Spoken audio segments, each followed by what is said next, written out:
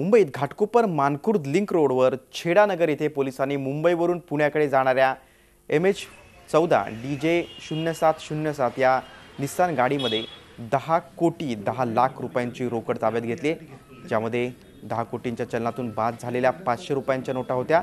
10 लाख किमतीच्या नवीन 2000 रुपयांच्या नोटा आहेत। ही रक्कम घेऊन जाणाऱ्या तिघांना देखील ताब्यात घेतले।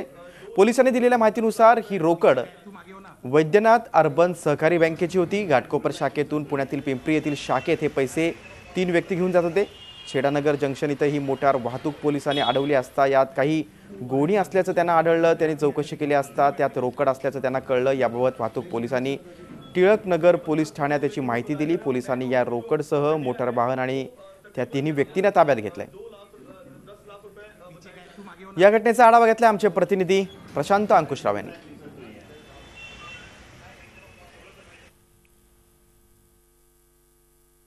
मुंबई पोलिसांच्या टिळकनगर येथील मुंबई पोलिसांनी 10 करोड 10 लाख रुपये सीज केलेले आहेत। आपण बघू शकतो की या ठिकाणी जी गर्दी झालेली आहे ही फक्त कुठल्या आरोपीला किंवा कोणाला बघण्यासाठी झालेली नसून या ठिकाणी ह्या 10 करोड 10 लाख रुपये कसे असतात ही बघण्यासाठी या ठिकाणी गर्दी आलेली आहे। ह्याच्यासाठी इकडे पूर्णपणे आपण बघू शकतो की हा जो माहोल आहे ना, फक्त 10 करोड कसे असतात हे बघायचं आहे। आपण पुढे आल्यानंतर आपल्याला बघू शकतो की हीच ती गाडी आहे। ह्या गाडीमध्ये 10 करोड 10 लाख रुपये ह्या गाडीमधून सीज करण्यात आले होते। ह्या गाडीमध्ये काही गोण्या होत्या, त्या गोण्यांमध्ये 10 करोड जे होते 10 करोड दिसतात कसे हे बघण्यासाठी या ठिकाणी या पोलीस स्टेशनच्या बाहेर एकच गर्दी झालेली दिसते आपल्याला।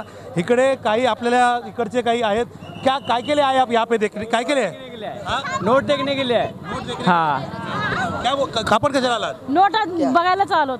हाँ बरं झालं असं पोलीस लोकांनी काम केलं, चांगलं काम केलं, याच्याबद्दल पोलीस लोकांना धन्यवाद। आपण बघू शकतो की जे लोक आहेत ते त्यांना पोलिसांना धन्यवाद देत आहेत। मात्र 10 करोड 10 लाख रुपये कसे असतात ही बघण्याची उत्सुकता मात्र त्यांची कायम राहिलेली आहे। व्हिडिओ जर्नलिस्ट सगीरसह प्रशांत अंकुशराव, झी मीडिया, मुंबई। झी 24 तास रहा एक पाऊल पुढे।